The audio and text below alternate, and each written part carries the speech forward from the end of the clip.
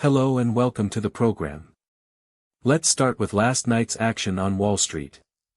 The three major indices finished essentially flat, with the Nasdaq at 26,445, the S&P at 7,728, and the Dow at 53,791. But look beneath the surface and the futures were already sending a clear signal. Nasdaq futures were up nearly 0.8%, with the S&P and Dow futures also moving higher. The risk-on tilt led by technology was unmistakable. On the individual stock front, semiconductor packaging and test equipment was the standout theme. Chip MOS surged more than 12% to close at 59.58. Their second quarter results beat expectations, with revenue hitting a quarterly record since 2014, up 28.7% year-over-year. AI-driven memory packaging and testing demand continues to outpace capacity, and this logic maps directly to China's advanced packaging and HBM supply chain. Air test systems gained 10.34%, closing at 117.18. The company issued strong guidance for fiscal 2027, calling for revenue growth of 160 to 200%, backed by new silicon carbide aging test orders and silicon photonics production orders. AI chip testing demand is clearly being confirmed. Onto innovation rose 9.76%. As a leader in front-end inspection equipment, the higher yield control requirements of AI chips are the core driver here. The other major theme was strategic positioning assets. NextNav jumped 15.6% to close at 1783. Their second quarter results beat expectations, the company paid off all its debt, and liquidity increased to roughly $300 million. Their ground-based GPS backup infrastructure holds strategic scarcity value in defense and autonomous driving applications. Archer Aviation gained 8.47% on rising expectations for eVTOL commercialization. Here's something important to note. Nvidia was down 0.25%, and the Bitcoin spot ETF was basically flat. Money was not flowing broadly. It was highly concentrated in specific segments with clear earnings catalysts. This structural feature tells us the current strength in U.S. stocks is not a beta rally, it's an alpha rally. For the A-share market, the implication is that the focus should be on semiconductor equipment, packaging and testing, and optical communication materials, not the index as a whole. Now let's look at the macro picture. The 10-year Treasury yield is at 4.65%, down on the day, continuing its downward channel.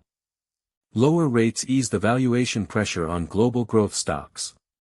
The VIX is at 15.02, in the normal to optimistic range, down more than 11% over the past 7 days. Risk appetite is clearly recovering. The dollar index is at 99.63, having broken below the 100 handle.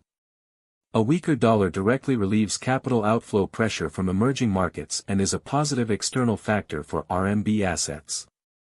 Gold is approaching $4,500, up nearly 1% on the day and 5.68% over the week. Gold stocks and precious metals continue to have catalysts. So here's the big picture. The global market is in risk-on mode. The dollar below 100, Treasury yields moving down, and the VIX near 15, all three positives are aligning.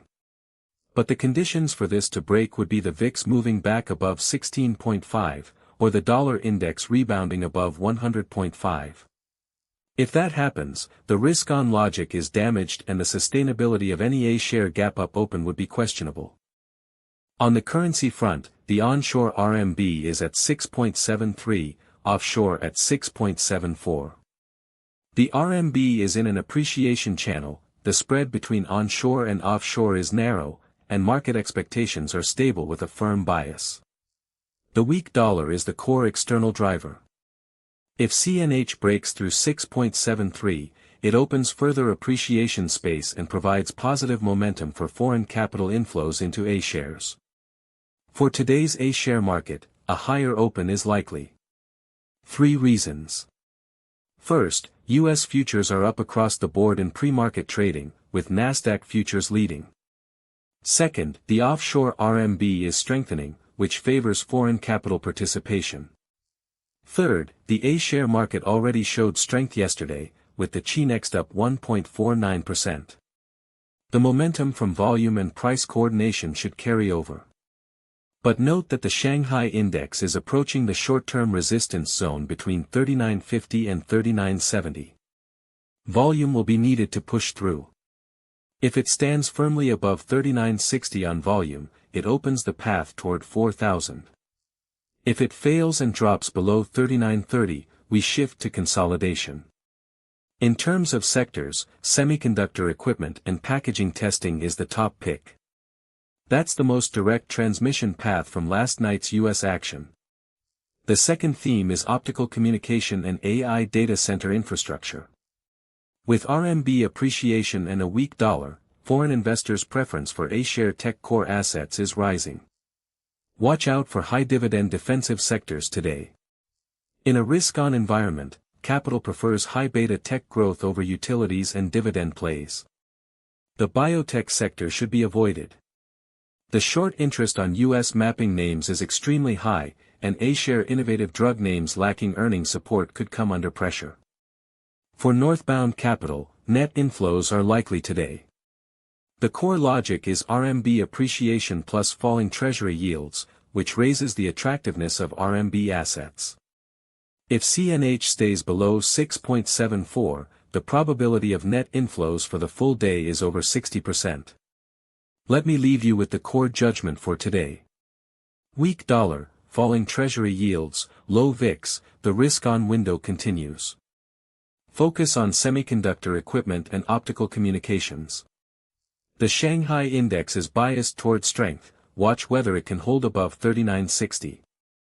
Our probability assessment for today is 40% up, 45% range-bound, and 15% down.